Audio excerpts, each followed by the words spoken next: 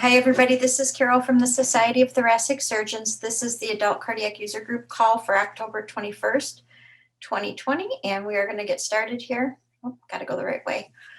Thank you for joining today. I have our IQVIA team with us on the line. We have Jeanette, JJ, Jean, Melanie, and Rhonda. And the STS team, we have Leanne and Melinda are joining me today. Go through some quick STS updates, and then IQVIA has quite an extensive list of updates and overview to go with you through, and then we'll get to your questions. Please submit your questions using the Q&A function, and if you have a ticket number from IQVIA, please include that along with your participant ID number, which is the 5-digit number they can use to track your questions. STS updates, keep it pretty simple. The October training manual is posted. We had probably over 250 questions come in during AQO. Melinda is going through and answering those. We will provide updates in the training manual on those. If there's an overall theme, we'll be providing an update on that. Not quite sure how we're going to handle if we're going to be posting individual responses just to help avoid confusion if things were to ever change with those questions. So kind of still working out that process about how we're going to manage that. But the training manual will be updated in November with a lot of those questions that came in through the AQO meeting. Harvest 1 2020 update, the benchmark report will be coming soon. The risk adjusted dashboard is available now. And Harvest 3 closed on September 4th. Again, the COVID-19 positive patients will be removed from analysis. Just be aware of that. And that's pretty much all I have for STS right now. I am going to hand it over to Joe for the IQVIA update. And we can go ahead and get started, Joe. Great, thank you, Carol. Hi, everyone. So I'm going to present a couple updates, and then I'm going to do a quick screen share to kind of show you what those things look like. So right here, we just have a couple enhancements that were made to the Harvest Summary Report. We added both a display for the total number of cases, as well as a display for the surgical date range that was selected for the report that appears at the top. And I'll show you that after we get to the end of my second slide here. As far as fixes, these were fixes that went into place in the October 10th release. So these are already in the system. If you go to the next slide. Here we have a couple fixes for the uploader, one being the VDV max and other data elements that were updated to allow for decimal points in version 4.20.2. All those errors should now be resolved. If you're still getting them, I'm going to show you at the end of this slide what you need to do to update the system on your end to clear that. I will qualify that by saying that we are putting through an update this coming weekend that should resolve that for everyone, so you don't need to take this step I'm going to show you. But if you are encountering this error in any uploads performed for the remainder of this week, the fix I'm going to show you should help you get those files in. The second bug there, STS 3266, the upload is showing a red X mark even for successful uploads. We didn't get a lot of reports of that, but it should now be resolved and should no longer occur. If you do encounter that, let us know. But what was happening was that a successful upload was showing a red X, even if it said like 45 of 45 records uploaded, it would still say a red X. The DQRs are accurate. The records do get in. It just shows a red X for some reason rather than the green check mark. So that shouldn't happen any longer. And then finally there, the DQR update for SCS 3894. The operative mortality variable was triggering error messages on the DQR saying that the MTOPD data element was in error. That should no longer occur with your uploads either. All right, so if you want to give me a moment, I'm going to screen share briefly to demonstrate a couple of the things I mentioned in my portion. Thank you.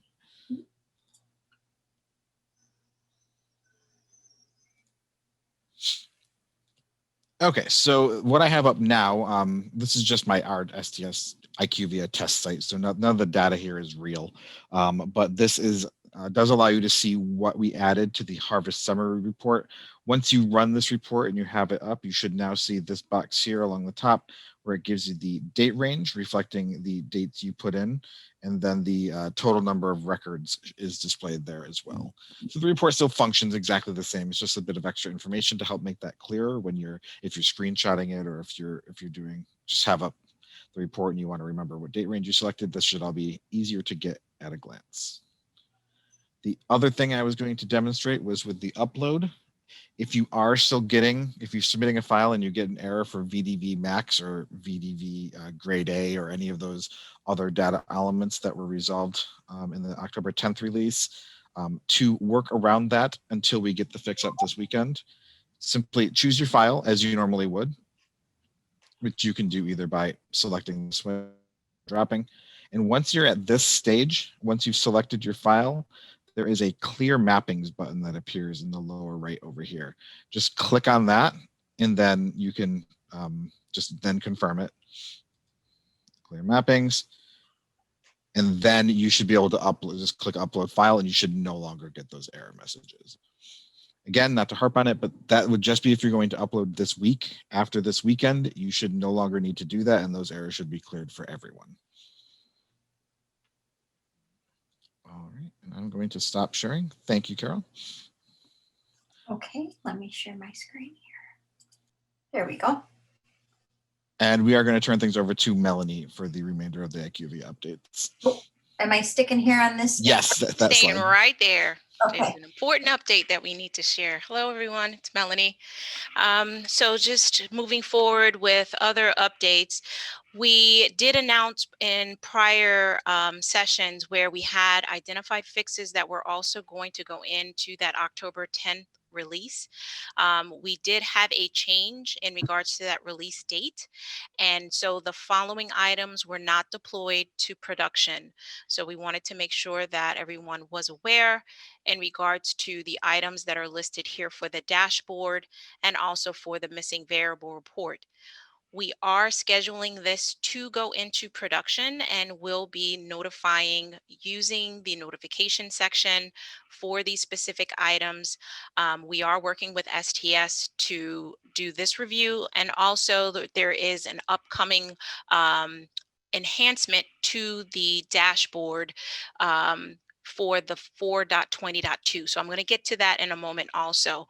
So these fixes, we will be issuing these at another identified date. And again, we will be sharing that via the notifications section. So just to review what's coming up, it's the STS 2994, the IMA was displaying an incorrect case count. That has been corrected. We just need to, again, deploy to production. Another item is STS 3581, which is related to the dashboard graphs that are not matching the total that is listed within the discharge mortality field specifically. That also has been corrected. And again, we will notify once that's going in. And then for that, you'll see that it's also, there's another item related to the dashboard percentages and graphs. It's actually showing a 0%. That is STS 3387.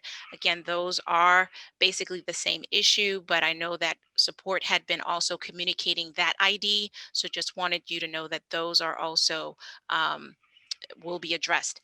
The next is the missing variable report, and that's STS 3419. The SSN data element, the element on the missing variable was showing that there were missing, those fields were missing in which they were actually not missing on the case form. So the count was incorrect, inconsistent number. And what we did was make an update to that element and also verified that the parent logic, so there was two things that were happening in that bug. The parent logic had to be updated also. So that is also completed. Next is STS 3603. where the MVR indicates variables are missing, but the variable values are present on the form. Specifically, that was for dialysis, warfarin, direct thrombin inhibitors. The values were in the actual case form, but the report for some reason was showing those items as missing. And then the last item is in regards to STS 1864. The sorry, one moment, something is covering my screen. The missing variable report was displaying the initial extubation date time is missing when the field was populated. So that also is corrected. We will just have to, of course, get that scheduled and then notify the user community. So just an update there. Let's go to the next slide. This is related to all of the updates that are also slated to be included into the existing ACSD Participant Dashboard. These changes and updates are related to the 4.20.2 version specifically. We did have updates that are related to data mapping for incorporating that new version, so that if you were to select a date range that encompassed different versions, we were able to make sure that the variables displayed those results accordingly. Other updates, we incorporated the updated logic related to the ProciD or procedure identification that's related to the filtering on the dashboard. So once you've selected your parameter option of the time period, and then there's the procedure, that procedure list has also been updated with the 4.20.2 ProcID logic. Other updates are related to the updates of labels on existing variables. So you may see some changes to names where there may be more information, such as if we're looking at the hospitalization report section and review the payer, primary payer information, some of those variables were updated with new labels and we wanted to make sure that we stayed consistent. So you will see that. And then another update is related to the discharge mortality report section, where we have included the missing percentage calculation to display the hospital discharge date and the mortality date. So both fields have been added and will give you information on the missing percentage. Melanie, this is Carol. I just want to clarify. When the first bullet point where it says updates will be applied to incorporate data mapping for identified variables between the current version, the previous version, and the version before that, the last three versions, that what this means is maybe you can help me out. What it means is that we in version 4.20, we may have removed variables, we moved them to a different spot, or we added new variables in. So those changes, is it right in my understanding that those changes for the new variables or the removed variables, or if they're getting put in a different spot now for 4.20, that that's what you all are doing at IQVIA? And when you say mapping, you mean that you're adding in or removing variables according adding to in from exactly. Okay. And I do have an example I was going to walk through for each of these so that we can have an example of what's occurring. So for the data mapping, the example, and we can go to that slide so we can talk through it. Okay. And yes, your understanding is correct. So for items, go ahead. So if there's a variable that's in 2.9 that was removed in 4.2, it's currently, as of today, before these updates get put in place, it's going to show up as missing at the site, even though it's not really a variable in 4.2. Is that correct? So if the variable is, if they put in a date range for 4.20 and review that variable, if it's not being collected anymore, it's going to show as 0. It's not going to have an actual result. Perfect. That's what Right, exactly. And I have an example just to make sure that we're all on the same page of what will happen once these updates are applied. So this first example, and I'm using race, like race documented is what was changed in the 4.20.2. That variable changed even in the structure where it's now a multi-select variable. Whereas before, those responses, they had their own harvest code assignment. But what we did for race is basically make sure that we could map those same responses, and you're able to see those same answers on the actual dashboard. So my example here is the American Indian Alaskan, right? I highlighted that. And as you can see, I selected that, and I have a mixture of dates. And these date ranges overlapped data versions. So you'll see that I have a case that was, the surgery date is 7/16/2020. So that data version is going to be 4.20.2. So I have those results. And then if you see there's another highlighted date, that's 11/15/2018. That is 2.9. So those results are now mapped. So when I click on each one of those options, I will get the actual answers that are going to span across the time period that I selected. And so, of course, you can select your hyperlink to navigate to that case form, and then you would see, of course, the differences of how that variable changed between versions. So hopefully was that clear in regards to, so this is an example of what you will see. Nothing that is a big change for you all. You will just see that you will have the ability to make sure that you're going across data versions and getting those results. Yeah, that's really helpful, Melanie. Thank you. And when do these changes go into effect, or have they already been implemented? No, they're not. These are not pushed as yet. So this was the feedback that I provided you to Carol. So we need to round back on that in regards to the updates that are happening for this. So we just need to align on when the push can happen. Okay, so coming soon, but not yet. Correct. Okay. Okay, so let's look at the next thing that I wanted to highlight, which is the update to the ProciD or procedure identification logic. And that logic is, if we look to the right side of the page, you'll see the parameters. And that is where, again, no change on the front end for you. You would go in, select your time period, and then the procedures is where the logic is updated behind the scenes. And so anything that was either added to the logic or removed from the logic, we are now basically applying those changes here. So nothing that you will see on the front end, everything stays the same. You would go in and of course select the different procedures you would like to review on the dashboard, but know that of course the logic will be applied once we push these changes.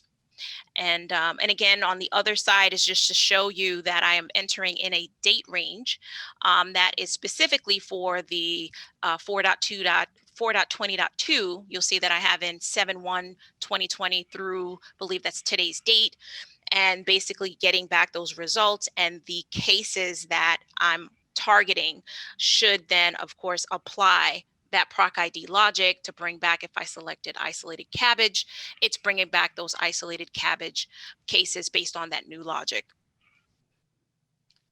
Okay, and let's go to the next slide. So one other update that we also had noted is related to the discharge mortality report section, where this additional information has been added, where you're able to see the missing percentage on the hospital discharge date and also the mortality date. You would be able to see those calculations quickly here. Yeah, that's very helpful, because this is what we're using in specifically mortality date, and I think that their status at the mortality date and the other fields for the mortality threshold. So it's good to see the percentages. Thank you for doing that. Mm-hmm.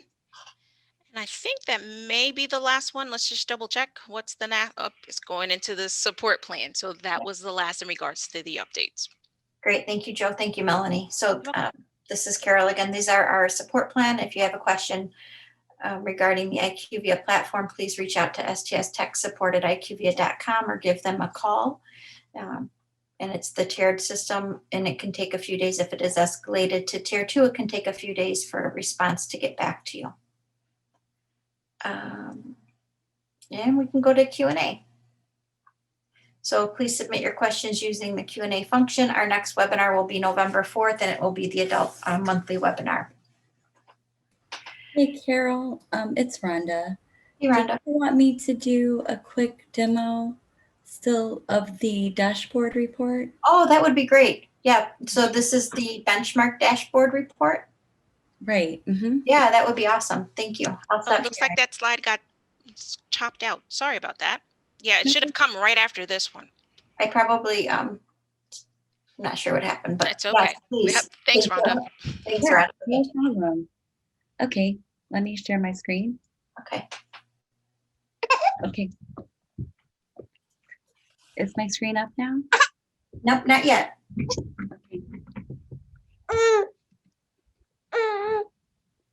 Okay. You have a little one, huh? I do. I'm so sorry. She's been No, don't like apologize. Angel all day, We and she just can see your screen's coming up now. okay. Okay.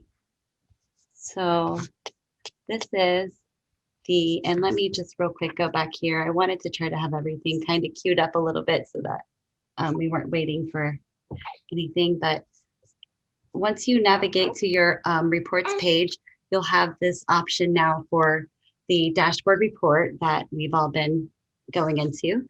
And in the drop down, you'll see that we have just the first harvest here. As new harvests get introduced, you'll see additional selections for those harvest periods within that drop down that you can select. And select a harvest period and apply parameters will get you into that report. And so I have generated the report for reporting period for the first harvest, and that's what we're looking at here. On the navigation page, oh, and also I just want to call out real quick that I am in a test environment. So, you know, nothing you see here is related to any participants. This is a test environment.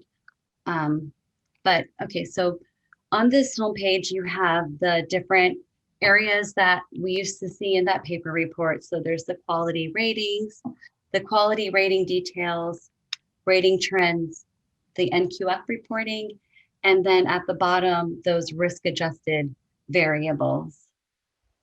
And so each one of these buttons represents, each one of these represents a button that takes you to the that report. So under the quality ratings cabbage, if I click that, I am going to the quality, the composite quality rating for the cabbage procedure.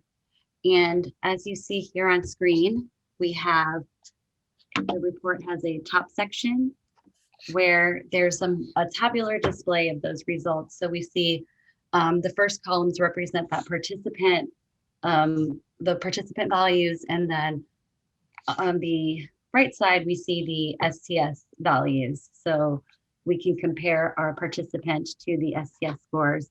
And then we also have that star rating here. And below the graph has the legend for what each one of those stars represents. And then right below that, we have the graphical display of that tabular data. So it gives us a more visual representation of that information. So we can quickly see how we fell relative to the STS and if we made it within that confidence interval range, within the min range, the max range.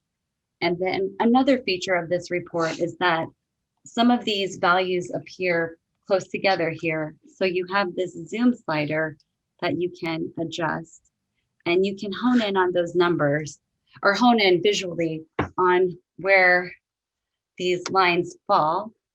And another feature is that if you've adjusted the zoom to hone in on that information and you left your zoom slider here and we navigated out of the report, this will be retained for this session so that when I click export report, you're now exporting this report to show the image that way that we left it with that zoomed in. And there's a little note here too about that zoom functionality. And if you have zoomed in and you don't want to export that, you can refresh your browser to reset all of the zooms. Going to an example of the quality ratings detailed report, we have that tabular display of our data, gives us our eligible procedures, the counts by the different areas as we see here. And then what we can do with these counts is I can click on that 20 and it would produce the case list for that below here. Again, it's a test environment, so we've implanted data. So I'm not seeing the exact 20. It's just more to show that that's what would happen. But you should, clicking on each one of these examples, drill down to that count. Okay, going back to the main page. I think we want you to pass your baby around, Rhonda. I wish I could. No. She would probably love that. She's a very social child already. So then going on to the ratings trend graph here, as you can see, it's the star ratings that we were used to seeing. So it gives you that star rating. And we currently only have one harvest period, which is why we only have one column of data. But this graph or this table will grow as we get more harvest in, and you'll be able to see that trend within this ratings trend report. So it's called ratings trend, and it's not a trend just yet, but it will be as we get more harvest data in. And now let's go to an example of the NQF report. So the NQF measures report, again, has that same, the table data is up top, and then below we have that graphical display. What you get with the NQF, though, is the ability to drill down. So I can click that row and I can click see details. And within this tab would be the details, the eligible procedures for that row that I selected. Clicking back to graphs would take me back to this page. And I can go on to see the details of another row. Clicking this home button will always take you back to this home page. And now, finally, an example of the risk adjusted reports. So the risk adjusted reports for each procedure is set up the same, where you have your different areas segmented.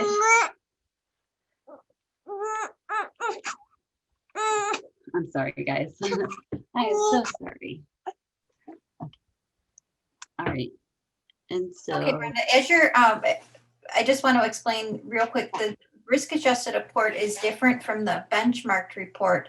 The risk adjusted report, even though you saw benchmark data on the other screens, the risk adjusted report is are the risk models and the endpoints that those risk models produce.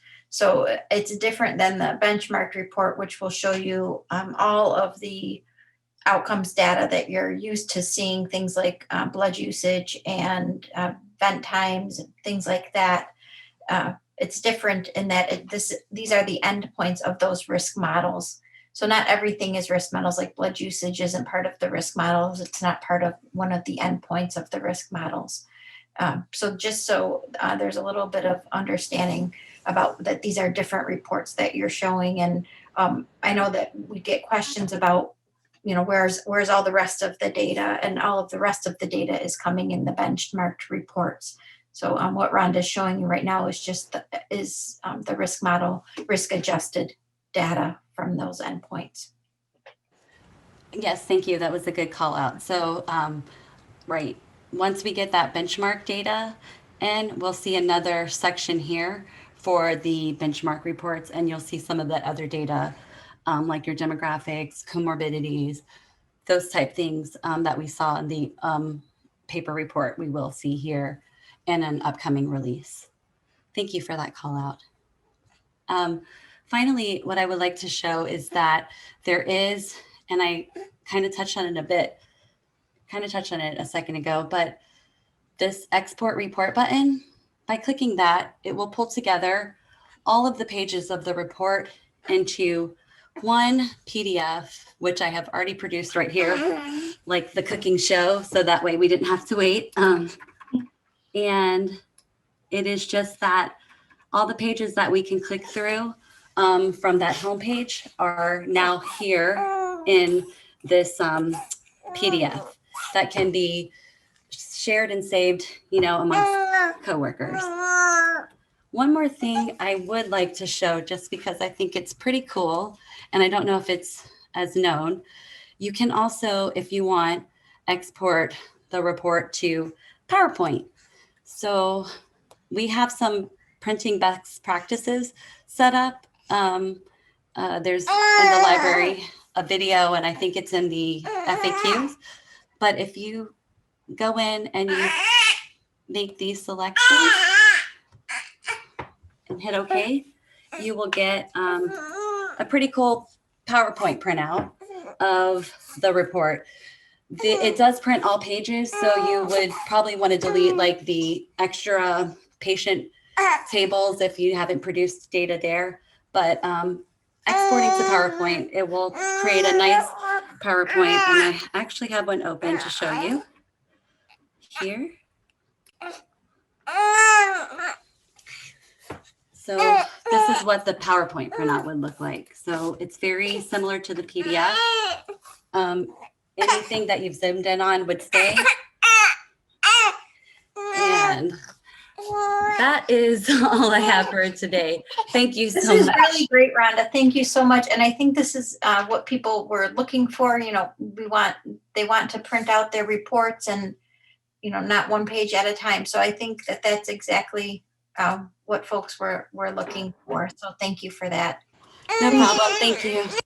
Just to give a little bit more context as well, within the library, which is accessible on the left side of the interface, going to the resource library, there is a PowerPoint walkthrough that includes instructions on how to do that export and how to navigate around all of the various sections of this new report. So we would definitely encourage you to refer to that.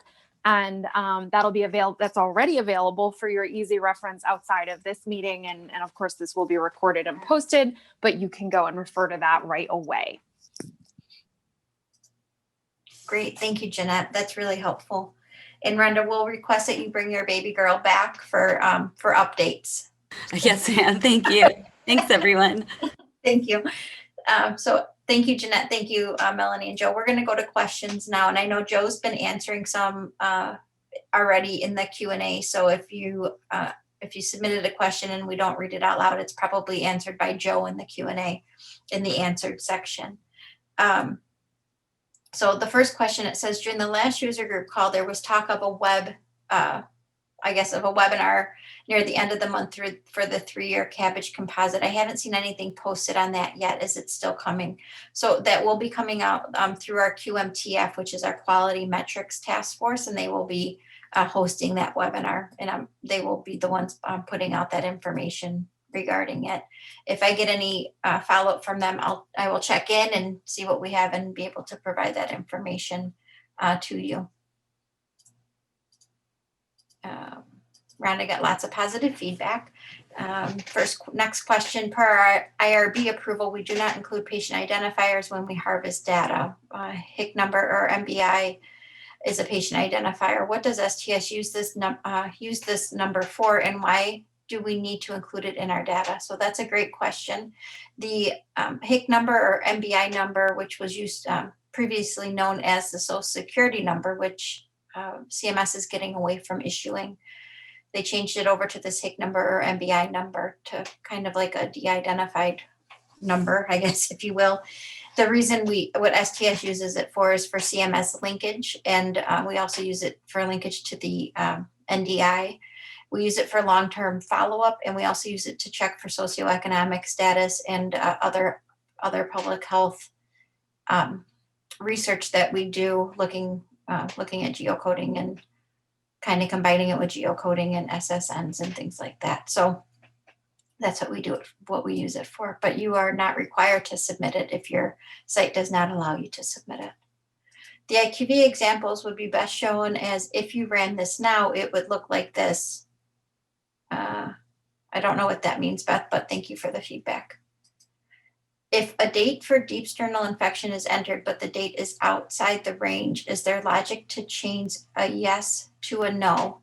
So I do believe that there is, let me pull up the field here. Hold on one second. Get out of my screen share or out of the full screen. Let's see. I just want to pull it up, and so we're talking about the same thing here. The question is regarding the date for the deep sternal wound infection, and I believe it's 4.20. So let's see what that looks like.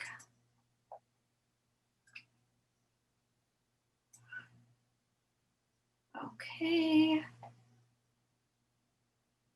So 6705, and I do believe that I use that data and we compare it to these two answers, either within 30 days or greater than 30 days, and it should be providing you with an inconsistency check on that. I think IQVIA, you would need to verify that for me if we do have that inconsistency check in place.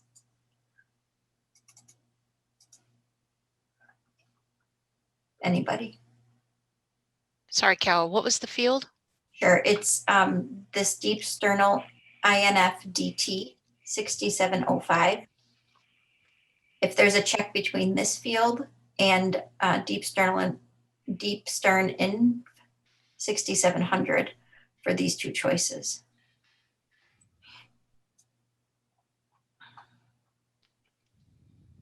Okay, I'll have to take a look. Yeah, I'm not sure. I don't have the list in front of me.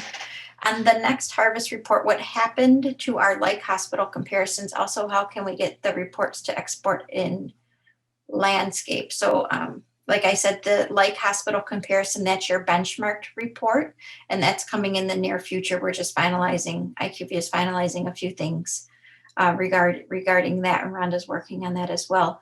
And then how can we get the report to export in landscape? I'm not sure if that's an option or not, Rhonda or Jeanette or Melanie, if you know. We actually looked at it printing in landscape, and it wasn't a really great experience. So it will print by default in portrait, because when we tried both options, the portrait view did look better. But once you've got it exported, you can certainly change your view settings and convert it to landscape if you prefer that view. Great, thank you. Next question was, why can't we see breakdown of elements as seen on the paper report, like return to OR for bleeding? So that should be on the benchmark report when that comes out. It'll be more more detail like that. What does clear mapping mean? I'm confused if we need that in the future. And I think Joe answered this one in the answered section already. But Joe, did you have anything to add for that question? No, it just that's the button that you'll need to use if you need to clear, if we've made an update and you're still experiencing the errors post update, like with the VDV max or any of those data elements that are not letting the decimals through. Just push that button if you are experiencing those errors, and those should clear out for you. Great, thank you. For IQVIA, if I want to get cases for multiple variables in the ACSD if I want to get cases for multiple variables in the ACSD reports from ACSD reports, is there a way to export them in one Excel file? Currently, I only export data to separate Excel files and merge the two data sets based on record ID, but it is time consuming. Is there an easier way to do this task? If you could share which report specifically you're concerned about here, that would be helpful for us to more effectively answer this. Some of the reports, while they have multiple sections, some of the data in the sections does vary. And so it's difficult to get an Excel export with a consistent format. So we would need to follow up on the particular report you're referencing in order to really clarify this question. But it's possible this may be an area that we would seek to improve in future if this is a need that's being experienced by others as well. Mm-hmm. Thank you.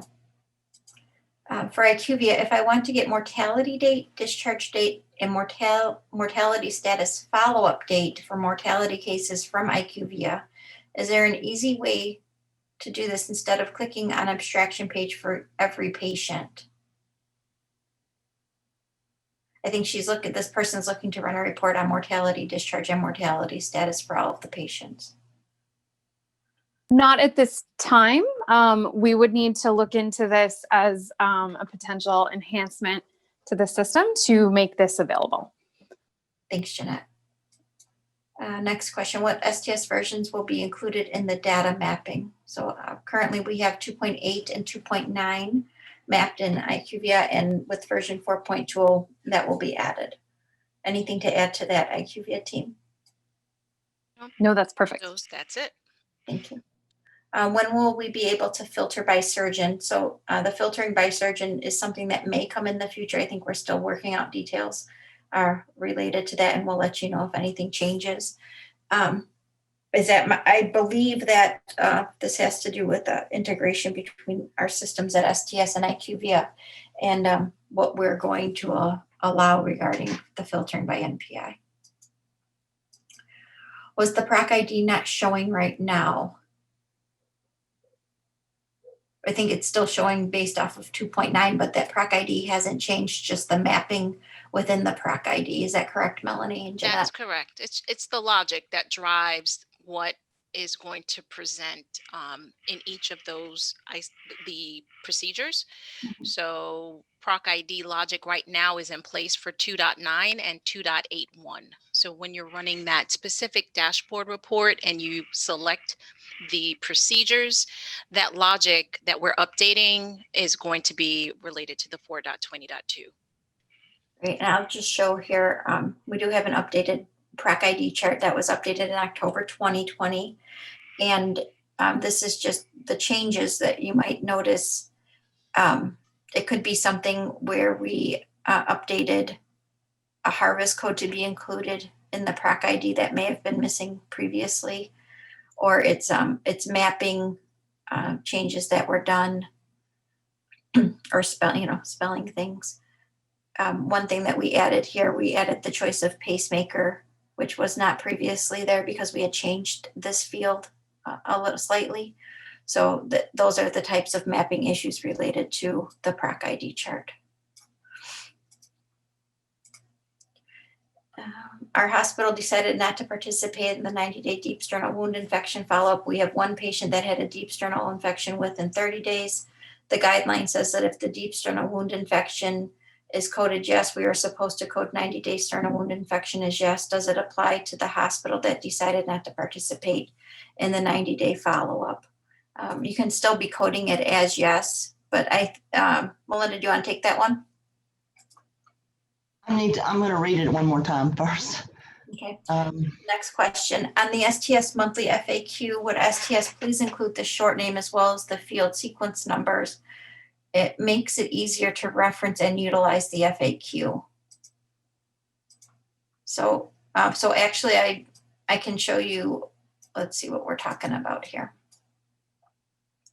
I'm assuming you're talking about the summary sheet. And we have the sequence number here. I guess you're looking to add the short name in. We can do that as well.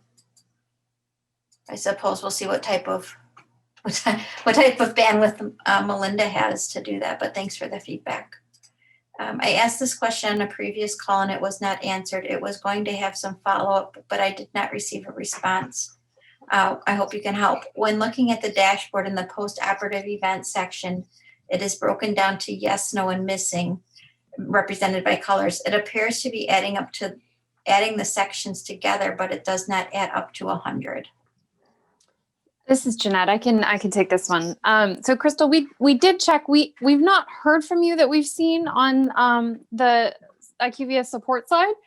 So if anything does come up in one of these calls and your question has not been answered, we would always encourage you to reach out to the support team so that we can follow up with you. If you have initiated a request, please do feel free to include that original ticket information. But if you've not, it is difficult for us to know how best to reach you because we don't always have the right contact information for you. And we may have multiple users with a similar name in the system. So apologies that we were not able to connect with you after the last call. We would expect for most fields that the sections would add up to 100% in that view.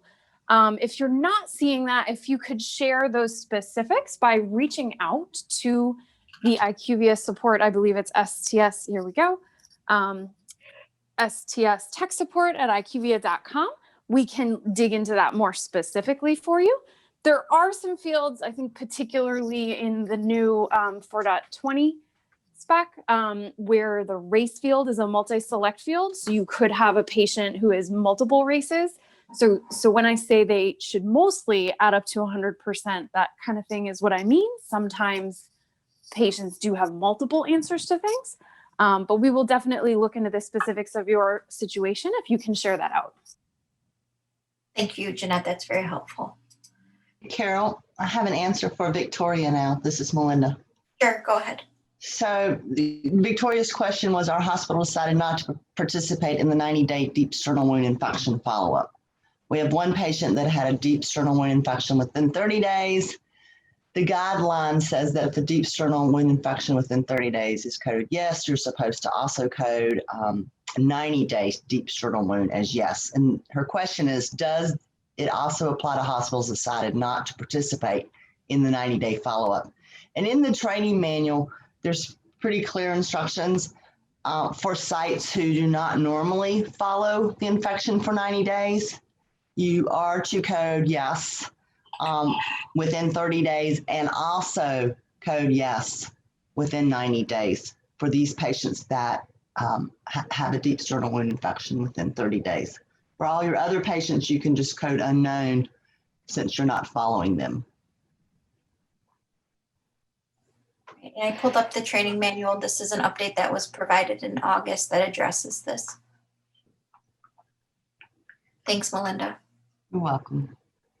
Next question, where would you find the temp COVID for Q3 cases in IQVIA? So actually those are being added. Jeanette, do you want to touch on that at all? More information on those COVID fields that we'll be adding? Well, if it's just in viewing the DCF equivalent, that section, oh gosh, this is adult. Is it pre-op risk factors or demographic? Oh, it's in the risk factor section. Okay. Yeah. So if it's viewing the form view itself, it would be in the risk factors section. As far as showing those variables within reports, that is something that we will be following up on in an upcoming release. And those, the COVID details will be included in the current participant dashboard report, which is not the risk adjusted report, but the current participant dashboard report. Great, thank you so much. Another suggestion, Melinda, is to add the short names into the FAQs. Yes, I saw that. Okay, next question. In this dashboard. Sorry, real quick, since we were on the COVID, I just wanted to also say that we're also looking at adding an enhancement to include filtering regarding the COVID patients, where you're able to then filter if you want to see just the cases that are flagged as COVID positive patients, also COVID patients that are flagged as COVID that are not positive for COVID. So there are different things that we're looking at enhancing to give you that visibility on the dashboard, and that's also coming. That's great. Thank you, Melanie. In this dashboard, can you run the entire report to see it all at once instead of selecting just specific areas? So I think Rhonda covered that with the printing, unless they're looking for something. I think that the PDF, running it as the PDF would cover that. IQVIA, do you have anything to add? No, yeah, just what you said. Clicking the export report button will get you that full report view if you want to see it all at once and not click through the buttons. Great, thank you. If we submit year only for mortality date for privacy reasons, will that negatively impact our report? Yep. So yes, we need the mortality date. We can't submit year only. We need the mortality date to check for 30-day mortality status. To clarify, for prolonged ventilation, gray is yes, blue is no, green is missing. What is white?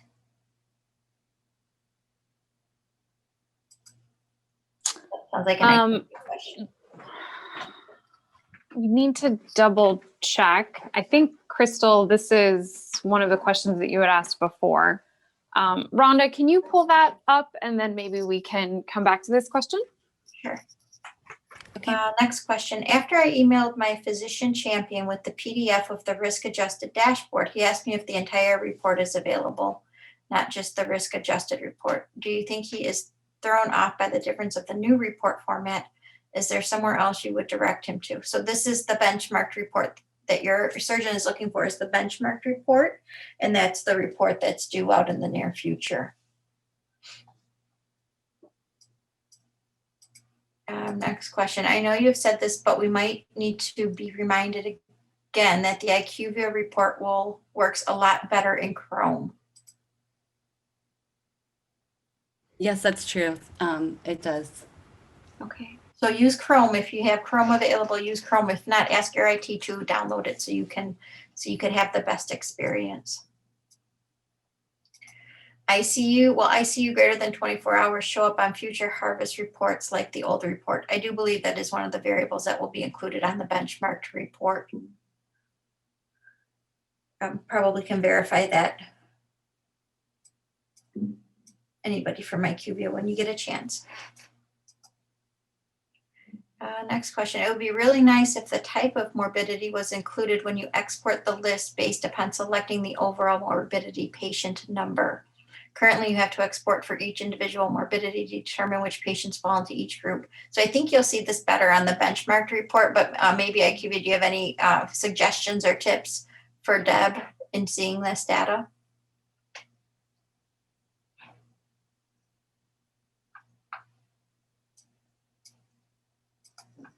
Anybody? I think we're silent because off the top of our heads, we need to double check on this. I know we know a lot about the system, but there is a lot there, and we strive to answer questions as quickly as we can, but Yeah. our memory is only so good. So we will maybe look at this in parallel and maybe be able to come back to this in a couple of minutes. Okay, that's great. Thank you. I know as we get as IQVIA platform gets built up, I think there's a lot more for us, for IQVIA and for STS to remember what's going on. And we have a lot of conversations back and forth, and it's tricky to keep everything straight. So it's going to take us a little bit longer to answer some of the questions, like Jeanette said. Next question, can you please tell me if the non-cardiac re-ops are included in the composite scores? I know it is excluded in the NQF measure. So this NQF measure, which is the CABG composite score, is what you would want to look at. And I do want to point these out because I get quite a few questions about what is and what isn't included, and what do we report, what's included in the star ratings, things like that. So I want to show you where, would like to show you all where this is located at. Underneath the STS homepage, and if you go to quality and safety, this is the third blue tab, you'll see performance measures. In this section, it's broken down. These are the adult cardiac measures. All of our measures are NQF endorsed. This is the CABG composite. This is what's used for the CABG composite star rating. It's an outcome, a process, and a composite measure according to the NQF. If you click on this, it will take you to a definition that we have posted on our website. So it's NQF endorsed. It was endorsed in 2011. And this is a combination of 11 NQF endorsed CABG process and outcomes measures, which are grouped into 4 domains. So the 4 domains are preoperative medication, the operative care process, which is a process domain, the risk adjusted operative mortality, which is outcome, and then risk adjusted morbidity. So the perioperative medications that are included, this is for, again, this is your star rating for your composite, are the preoperative beta blockade. This is CABG. Preoperative beta blockade at discharge, the antiplatelet medication at discharge, and anti-lipid treatment at discharge. Then the LIMA, or the internal mammary, and then the risk operative mortality. risk adjusted operative mortality. And then the 5 other endpoints that are included are stroke, surgical reexploration, deep sternal wound infection, post-operative renal failure, and prolonged ventilation. The surgical reexploration, if I want to know more about that, I'm going to go back to measure 0115, which is this measure here. So again, the same page, I just scroll down. So everything that makes up the composite is listed beneath it. You just have to make sure you're clicking on the right one to get more information. So this surgical reexploration NQF 0115, it belongs to the isolated CABG, and it's an outcomes measure. I'm going to click on that, and this will tell me what's included. It's NQF endorsed, and this is for patients 18 or older who underwent an isolated CABG. So again, we define isolated CABGs by looking at the procedure identification chart. If you want to review how the procedure identification chart works, refer back to the April 1st webinar from Adult Cardiac, and there's a nice walkthrough in that video. So, and it's the patient who returns to the operating room for bleeding with or without tamponade, graft occlusion, valve dysfunction, or other cardiac reason. So your other non-cardiac cases are excluded from this, are excluded from this measure. Or they do not negatively impact it. So you just have to read what's included, and you would want to refer to the training manual to see what exactly these definitions mean. These are all post-operative complications. You can find more in the training manual under the definition and intent clarification. So your the other ones that are included in here, if you're looking for anything, it would be here. One that I get often is regarding AFib, and that is not used in any of the NQF or outcomes measures. So that's that one.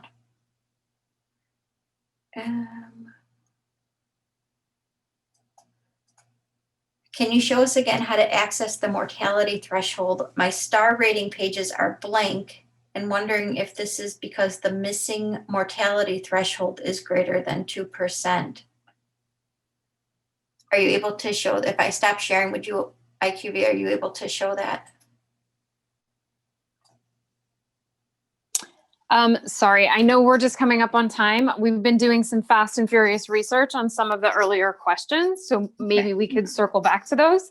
So back to the question about why in the dashboard does it not equal 100%? So in looking at that, at the top of each section in the dashboard, there is a number of cases. In the question about post-operative occurrences of some type, if there were not those types of events, or those were not applicable to the 100% of cases, that's why you would see totals less than 100. So we are double checking that, but when it's checking for 100%, some of the variables are not filled out on all records. So it would be looking at the count of records as compared to the number of cases at the top of each section. We also have a question about the gray is yes, blue is no, green is missing. So there is a legend as part of each view in the dashboard with the sort of colored bars. There is a white space in the box that just lists the total percentage for whatever item you're looking at. That white space isn't a bar or a count of something. That's just the total of the other subsections. So if that answers that question, then that would be great.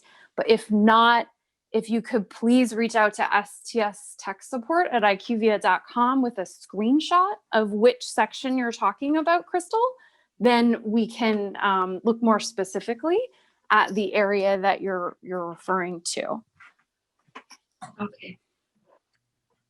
Thank you, Jeanette. That's really helpful. So we are at time, like Jeanette said, and it's time to go. So thank you all for your questions. We did get through 66 of them, which is impressive in 15 minutes. And thank you, Joe and Melanie and Jean for managing the Q&A box and putting your questions in there. Also, Melinda. Thanks again, everybody. I hope you have a great rest of the day.